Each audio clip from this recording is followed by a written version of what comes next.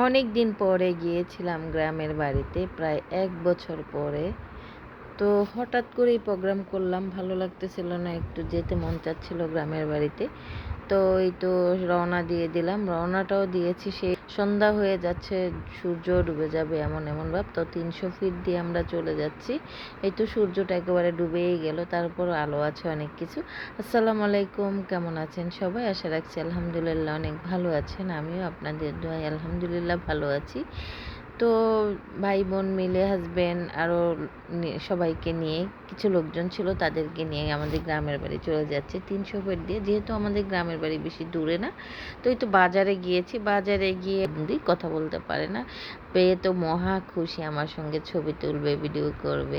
তো ফেসবুক চালাই, বলল যে দেখবে, অনেক ছবি দেখাইলো, খুব মন খুলে গল্প করতেছিল।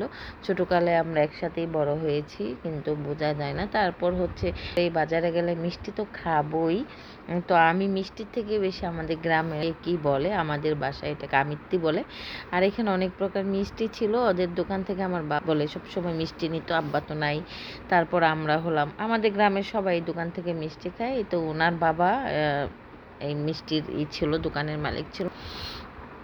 তো যাই হোক, আমি এই যে আমিত্তিটা নিয়ে খাচ্ছি। তো আমার জামাই আবার বলতেছে বাড়ির জন্য কিছু নিয়ে যাব। আমাকে বলল কি কি নেব, আমি বলছি যে না, আমি আমিত্তিটাই নিব, মিষ্টি তুমি খাইয়ে দেখো, ভালো লাগলে নিবা।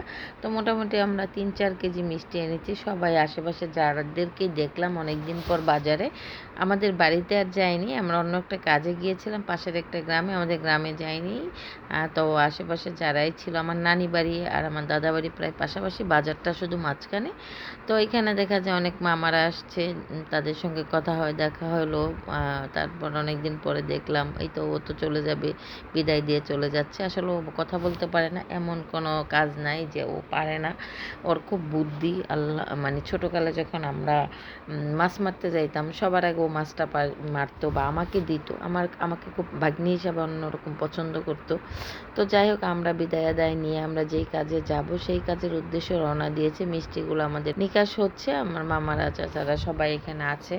তো গিয়ে ভালোই লাগলো, অনেক দিন পরে আমার হঠাৎই মন চায় যাইতে। তো বাড়িতে গেলাম না। যাই হোক, এরকম অন্ধকারের মধ্যে চলে যাচ্ছি গন্তব্যে। তো সবাই ভালো থাকবেন।